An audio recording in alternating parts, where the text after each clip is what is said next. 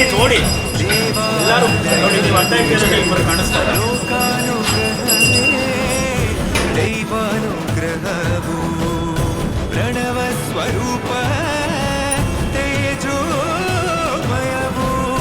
ಪುಣ್ಯ ಸಂಚಯವೇ ಪರಮ ಸುಖವು ಯತ್ರ ಶ್ರದ್ಧಾ ಚ ಭಕ್ತಿಂ ತತ್ರ ಲಭತೆ ಜಗತ್ ದೇವಾ